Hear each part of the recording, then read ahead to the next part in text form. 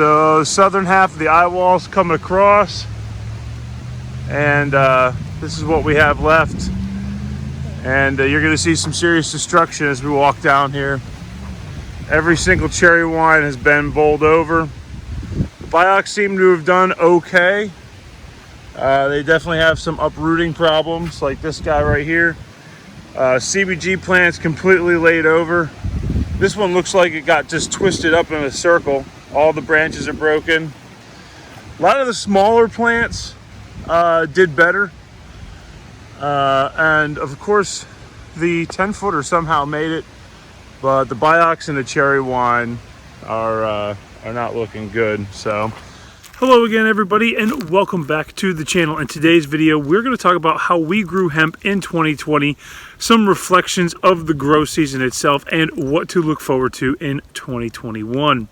But before we get into today's video, folks, if you wouldn't mind, if you're new here to the channel, please consider subscribing. And for those of you that have already subscribed, thank you so much. I really do appreciate all the support. If you guys wouldn't mind, please give the video a big thumbs up. So, folks, here on the farm, as far as retail sales goes, we like to talk about it every week. If you guys are interested in supporting our farm, go ahead and check out all the links in the description below. But this week has been a great week, and we are excited to move into 2021, and that's what we're really going to be talking about today.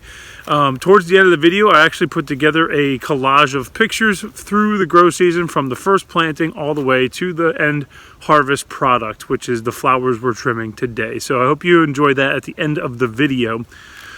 But today we're really going to talk about the good, the bad, and the ugly of 2020's grow season. And we'll start off with the real ugly. Some of the things that just didn't work out for us. We got hit by 3 tropical storms, folks, and that was something we really didn't prepare for. And, you know, the previous year we got hit by, I believe, 2.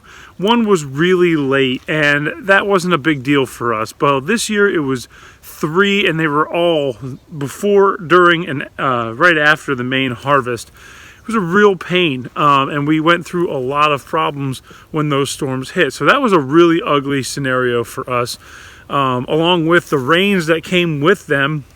And we'll learn from those lessons this year. As we move into 21, I believe we will be doing trellis netting for every single row, as that really would give the plants a little extra help, because that's what they really need. They need more stability. So that was a real ugly fact of 2020 grow season. A bad fact was trusting genetics again without prior testing of those genetics and putting them into the grow area as attempting to grow them for profit. The desert snow and the OC just weren't what we wanted. And the OC was a great plant. We only grew 4, and it wasn't CBG, so we didn't really spend a lot of time with it.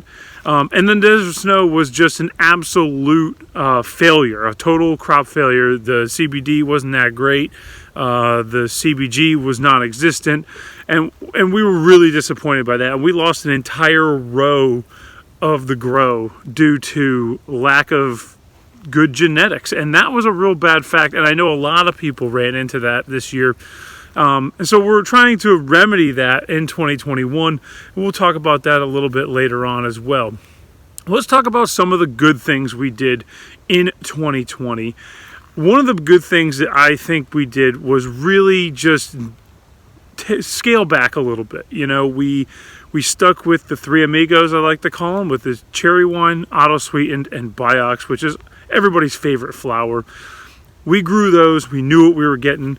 We didn't really go outside the box too much. And I think that really, as much as it killed me to not experiment a lot this year and to not do things that we didn't do last year, but to really hone in on what we did right last year to make sure that we are prepared for 21 instead of focusing year to year. We really took a step back last year, and we really just were able to hone in on the skills we needed to. And that was really big. We were able to amend the grow area, a lot less feeding, no irrigation really to speak of, mostly due to the rain. We focused in on getting the ground mats correct. A lot of that I know doesn't sound, it's not flashy. You know, it's really just not flashy. And 2020 wasn't a flashy year for our farm. It was a let's figure out what we're doing, because last year was fly by the seat of our pants. And we really did focus in on growing this year. And I think we did a bang up job with it. The plants did really well other than the tropical storms. You know, so I think we will be able to take that next step in 21 as we can expand a little bit. You know, last year we only did 52 plants compared to over 100 in 2019. So in 21, we're going to find that happy median. We're going to probably increase the plants, but not increase them to a point where it becomes a problem again. So we will probably increase a little bit. And that's what we're going to do in 21. We're going to start up experimenting again. We're actually planning on a possible second grow or even a third grow. But those are both a little further down the road. We're not going to talk about them today. But that's something that 2020 has allowed us to do. When we focused in on what we knew this past year, it really helps us move forward in 21. Now that we really know what we're doing, we have a really good idea of what to expect. And that makes a huge difference, folks, a really huge difference. And one of the things I see with a lot of hemp farmers is they go, go, go, go, go. And as they learn their mistakes, they never take a step back to correct the course of action. And, you know, if you start off on just a little bit of a curve, you end up not where you need to be. If you recorrect, you can get in that straight line. And that's kind of what 2020 was for us. It was a course correction on the grow. And we did a heck of a job implementing it and executing that plan, and I'm really happy with the results of the 2020 grow. You know, we got a lot of flower. Our harvest, given the weather that we had during harvest, it was easier than 2019, and the weather in 2019, although much hotter than it was this year, was premium like weather. We didn't have much rain, you know, it was a lot easier. This year we were fighting rain, we were fighting cold. A lot of more issues were presented, and we were ready for it because we had scaled back and we kind of knew what we were doing. You never are 100% on what's going to happen, but you get an idea of what to expect, and that's where we were this past year. We had an idea of what we were to expect when it came to growing, when it came to harvest, when the plants started to flower, all that stuff.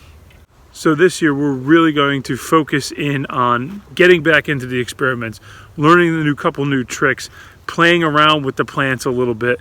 That's what 21 is going to be about. We also have a lot of stuff coming to 21. I think the farm is going to take its next big step into the cannabis world as Virginia gears up for possible legalization in 21, as the hemp program has been funded, so we know what rules we're going to have next year, whereas it's not going to change in the middle of the season, which is going to be really big for us.